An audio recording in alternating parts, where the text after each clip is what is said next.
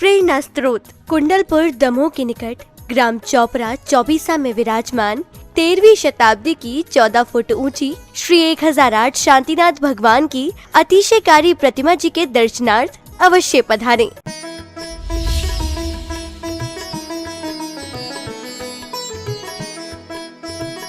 व्यक्ति की प्रमाणता से वचनों में प्रमाणता आती है। वक्तुम प्रामाण्यात् वचन प्रामाण्यम। वक्ता की प्रमाणता से वचनों में प्रमाणता आती है। विश्वास भी हम व्यक्ति को देख करके ही करते हैं। कोई अजनबी है, अपरिचित है, आदि आदि, तो हर व्यक्ति पर भरोसा नहीं किया जाता। गांव वगैरह में तो फिर भी सभी जन एक दूसरे से परिचित रहते हैं। शहरों में, महानगरों में, जहाँ बड़ी बड़ी कॉलोनियाँ हैं, दूर दूर तक विस्तार है और सब घूमते फिरते रहते हैं, कोई किसी को जानता नहीं है, तो हर व्यक्ति पर जल्दी भरोसा थोड़ी किया जाता है। कोई बेचने को आता है, आपकी आवश्यकता है, कॉलोनी में अगर फेरी वाला आ जाता है तो व्यक्ति को देख करके ही तो काम करते ना। ऊपर दूसरे मंजिल, तीसरे मंजिल, चौथे मंजिल में है, नीचे से ले लो सब्जी तो उतर के आना भी मुश्किल होता है, और कौन है, क्या है, कैसा है, समझ में भी नहीं आता। तो क्या करते हैं, ऊपर से वो बंद करके बकेट, बाल्टी नीचे डाल देते हैं। पहले बातचीत कर लेते, ऊपर से तय कर लेते हैं, और क्या है, कितना है, उसमें पैसा डाल दिया और नीचे से उसने पैसे निकाले, सामान रख करके दे दिया। सोने की सफाई करने वाले आते हैं, आते कि नहीं आते शहरों में। और ये लोग, कोई भी अपरिचित है, कौन है, क्या है, ऐसा विचार ना करके, अरे वहाँ भी पड़ोस में भी तो किया है, कल भी तो घूम रहा था, ये है वो है, और ऐसा वैसा सोच के ये हमारा साफ कर दो, ये साफ कर दो, ये साफ कर दो। वो साफ करने के नाम पर पूरा ही साफ कर देता है। क्या करता है? साफ करने के नाम पर ऐसे केमिकल गलने लगता है, वो पानी को निकाल लेता, ले जाता, आपकी सफाई हो गई। बाद में पश्चाता, अरे कौन था, अब कौन था, गया वो तो गया, अपरिचित था। तो अजनबी और हर अपरिचित व्यक्ति पर भरोसा नहीं किया जाता। धर्म के क्षेत्र में भी पहले व्यक्ति की प्रामाणिकता देखी जाती है। ये धर्म का कथन जो आया है, हमारे तुम्हारे द्वारा थोड़ी आया है। अस्य मूल ग्रंथ कर्तारा श्री, कहां से, गंगोत्री कहां से है, शुरुआत कहां से है, उद्गम कहां से है? अस्य मूल ग्रंथ कर्तारा श्री सर्वज्ञ देवाहा। सर्वज्ञ पहले लगा दिया, छद्मस्त नहीं, छद्मस्तों के बस का नहीं। छद्मस्तों के कथन में कमी रह सकती है, जोड़ सकते हैं अपने मन से। सर्वज्ञ भगवान, अस्य मूल ग्रंथ कर्तारा श्री सर्वज्ञ देवाहा, तद उत्तर ग्रंथ कर्तारा श्री गणधर देवाहा, प्रति गणधर देवाहा। अब कई लोग पूछने लगते, गणधर देव और प्रति गणधर देव में क्या अंतर है? तो जितने भी गणधर हैं जिन तीर्थंकर भगवान के, उनमें पहले नंबर के गणधर मुख्य गणधर माने जाते हैं, और शेष गणधर प्रति गणधर माने जाते हैं। आदिनाथ भगवान के 84 गणधर थे, महावीर भगवान के 11 गणधर थे। अब 11 गणधरों में इंद्रभूति मुख्य प्रधान गणधर, और शेष 10 प्रति गणधर देवाहा। फिर उसके बाद तेषां वचोनुसार मासाभ्याम आचार्य प्रवर। अब अगर रत्नकरंडक श्रावकाचार चल रहा है तो कहेंगे आचार्य समंतभद्र देवहि विरचितम, ये कहा जाएगा। अगर स्टोपदेश पढ़ाया जा रहा है तो आचार्य पूज्यपाद विरचितई विरचितम कहा जाएगा। अगर प्रश्नोत्तर रत्न मालिका पढ़ाई जा रही तो आचार्य राजर्षि अमोघ वर्ष जिन्होंने उस ग्रंथ को लिखा है उनका उल्लेख किया जाता है। और फिर अंत में कहा जाता है श्रोतारः सावधानतया शृण्वन्तु। हे श्रोताओं, सावधान होकर के सुनो। सावधान होकर के क्यों सुनो? क्यों सुनो? सुनना तो कैसे भी हो जाता है, लेकिन सुनने सुनने में वो अपने स्मरण का विषय नहीं बन पाता है। अगर आपने लापरवाही से सुना तो कुछ सुना कुछ अनसुना रह जाता है। और अगर एकाग्रता पूर्वक ध्यान पूर्वक आपने सुना, मन लगा करके आपने सुना, तो विषय आपके ख्याल में आएगा। इसलिए अकेले कान से ही नहीं सुनना, कान के साथ ध्यान से भी सुनना। क्या? कान से ही नहीं सुनना, कान के साथ ध्यान से भी सुनना। इसमें अंतर कब पकड़ में आता है? अगर दो जन कोई बातचीत कर रहे हैं और बात करते करते पहले हाव भाव मिल रहे थे, लेकिन बात करते करते सामने वाले को कुछ याद आ गया, गुणा भाग उसको लगा लिया, कोई दुकान का हिसाब किताब जहाँ उलझा था वो ख्याल में आया और वो उसको लगाने लगा, तो ये बातचीत कर रहा है लेकिन उसका उपयोग कहाँ चला गया? जो दुकान का हिसाब किताब किससे लेना था, किसको देना था, नोट कर पाए कि नहीं कर पाए, इसमें अगर उसका उपयोग चला गया तो वो सामने आंखों से तुमको देख रहा है। क्या? आंखों से आपको देख रहा है, कानों में भी तुम्हारी बात आवाज के रूप में जा रही है, लेकिन वह तुम्हारी बात को पकड़ नहीं रहा और यह तुमने पकड़ लिया कि यह हमारी बात को पकड़ नहीं रहा। फिर आप क्या कहते हो?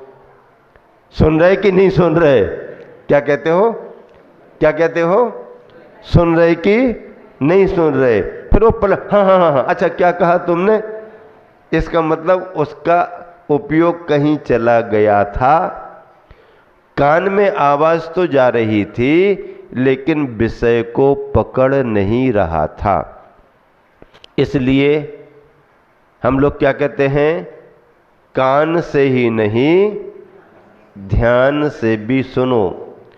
आचार्यों ने स्वाध्याय के पहले सचेत किया सभी को, श्रोतारः सावधानतया शृण्वन्तु।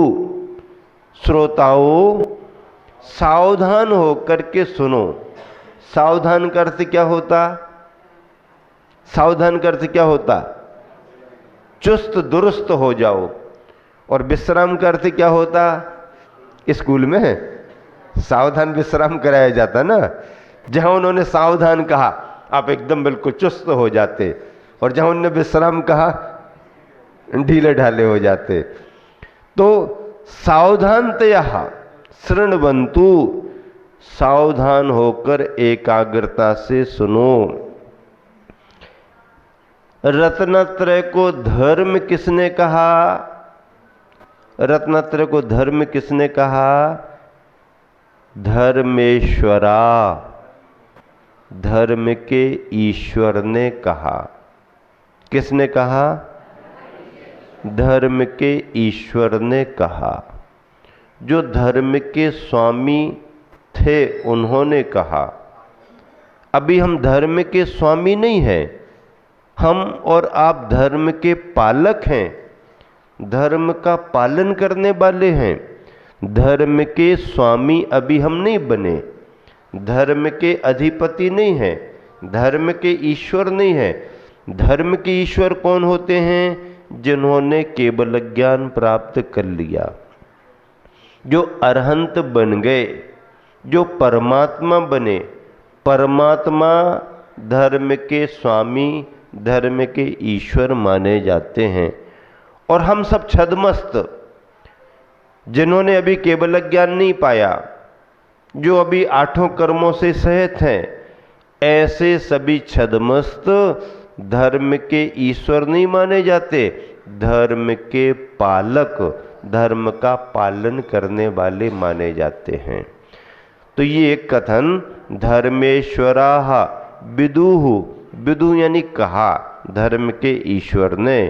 और यदि यह प्रत्यनी अनेकानि, अब अगर इससे उल्टे कोई हैं, अब इनसे उल्टे विपरीत कौन होंगे? सम्यक दर्शन का विपरीत क्या है? मिथ्या दर्शन। सम्यक ज्ञान का विपरीत क्या है? सम्यक चारित्र का विपरीत क्या है? मिथ्या चारित्र।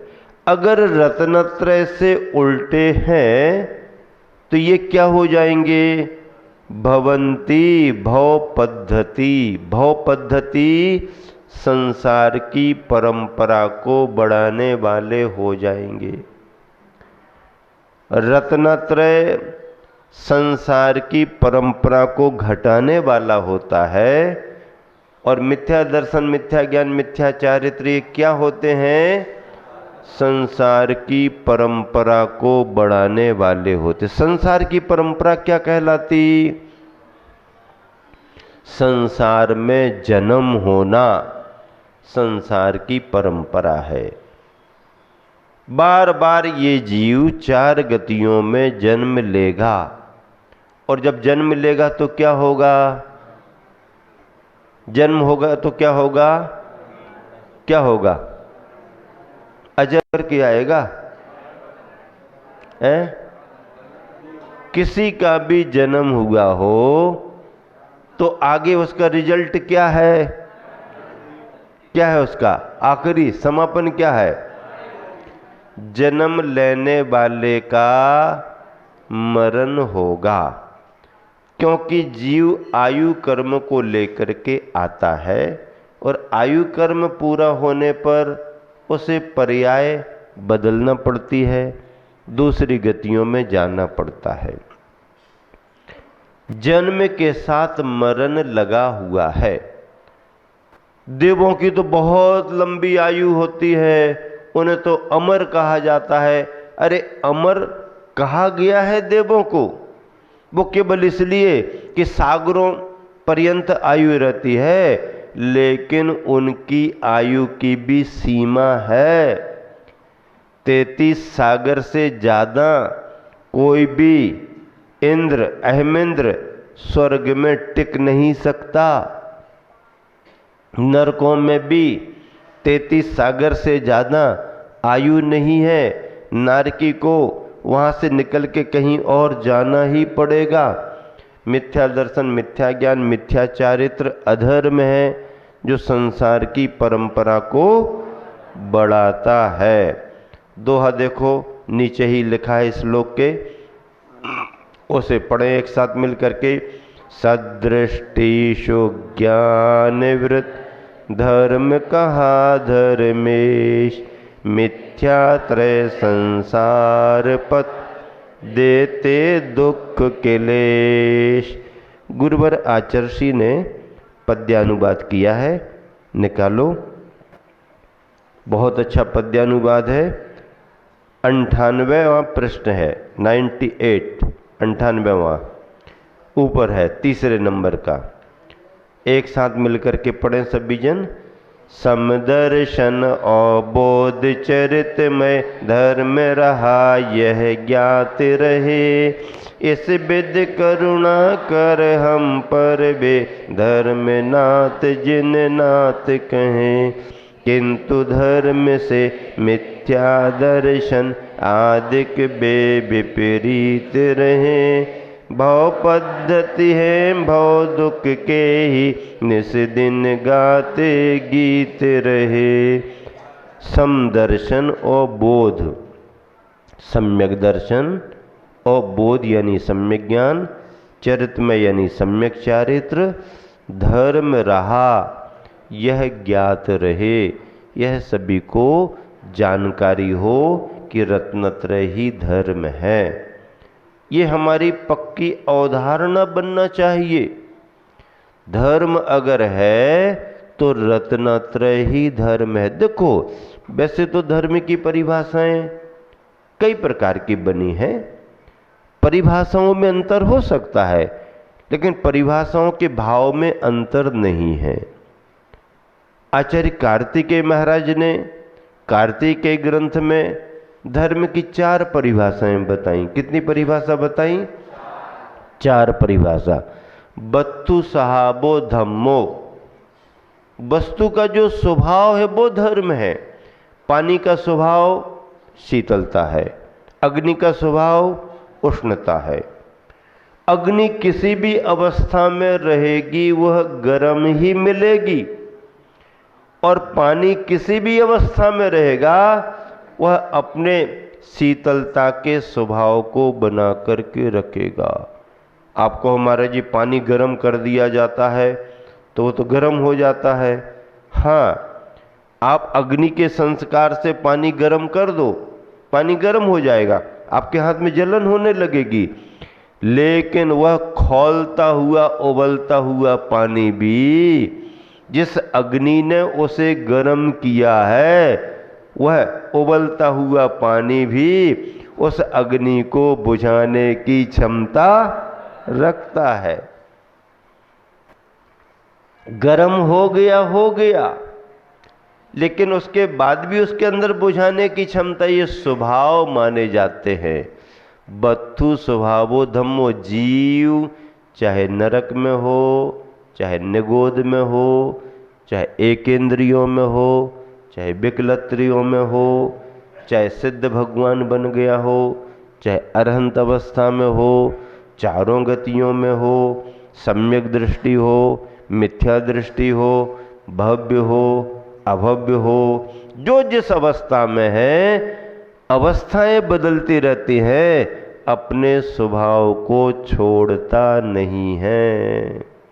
बत्थु सहाबो धम्मो, क्षमादि भावो या 10 बेहो धम्मो, क्षमादिक 10 लक्षण भी धर्म हैं। क्षमादि 10 लक्षणों को भी धर्म कहा है। रैनतयम च धम्मो, रत्नत्रय को भी धर्म कहा है। और जीवानम रक्षणम धम्मो, जीवों की रक्षा करना भी धर्म कहा है। अहिंसा को धर्म कहा। चारों परिभाषाओं में भाव एक ही है, लेकिन विवक्षा बना करके अलग अलग परिभाषाएं बनाई हैं। इस विद करुणा कर हम पर बे, धर्मनाथ जिननाथ कहें, धर्म के नाथ, धर्म के स्वामी जिननाथ कहते हैं।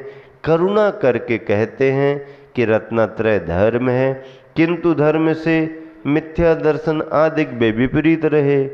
ये मिथ्यादिक तीनों विपरीत हैं। भव पद्धति संसार की परंपरा, भव दुख के कारण निस्दिन गाते गीत रहे, वह भगवान कहते हैं मिथ्या दर्शन ज्ञान चारित्र संसार के कारण है, दुख के कारण है, और रत्नत्रय धर्म के रूप में सुख का कारण है। इस तरह से समय आपका हो गया।